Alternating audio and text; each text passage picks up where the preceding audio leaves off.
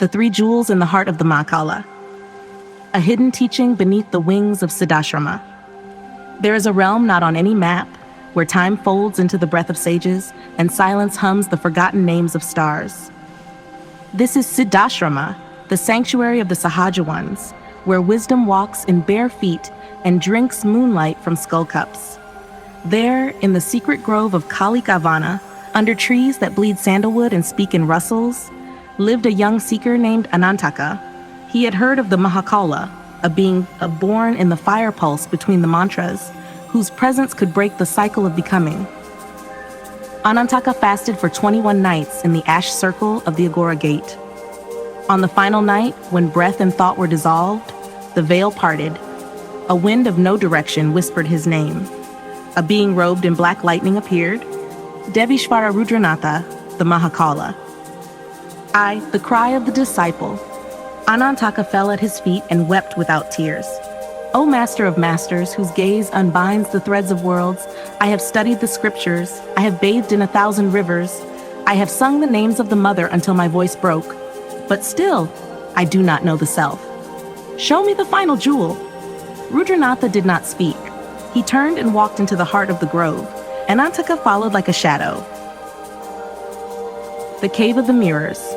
They came to a cave veiled by roots and night. Inside, the walls dripped with blue fire, and 3 great jewels floated in the air, each suspended in an invisible yantra of silence. The Mahākāula raised his hand and said, "Behold, the 3 jewels hidden in the heart of the self. One is called Śāstra, one is called Guru, one is called Śiṣya. Each is radiant, each incomplete." He pointed to the first jewel, glowing like a lotus made of mantra. The first jewel, Śāstra. As Anantaka looked, the jewel unfurled into endless scrolls. The Upanishads sang in flame, the Tantras coiled in spirals, the Vedas thundered with the voice of time. He saw words of fire etch themselves in space. You are that, the self is all, Shiva alone is. Anantaka trembled in awe. Is this not enough? He asked. Rudranatha whispered, this is the map, not the mountain. The mantra, not the mouth. Śāstra is a mirror of moonlight. It shines, but it cannot burn. E4. The second jewel, Guru. The second jewel pulsed like a beating heart. As Anantaka beheld it, it morphed into the face of his master. Rudranatha's eyes burned like suns, and from his mouth issued a single seed sound. It struck Anantaka's soul like thunder. He fell to the ground, his spine ignited. He heard the teachings, not in words, but in being. The silence spoke louder than any book. This, said Rudranatha, is the fire of transmission, but even this is a wind wasted unless it finds fuel. The third jewel. The third jewel glowed like a humble ember. It was simple, quiet, almost unremarkable, but as Anantaka looked deeper, he saw himself, not as the seeker he thought he was, but as a soul naked, yearning, cracked open like the sky at dusk.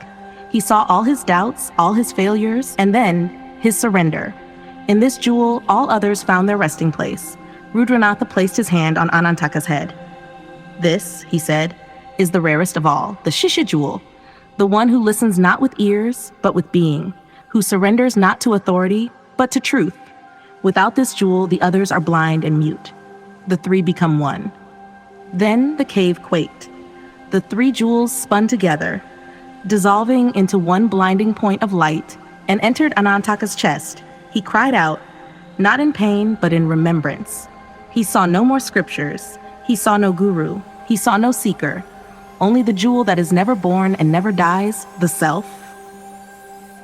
Wanar Sepen, the teaching of the flame.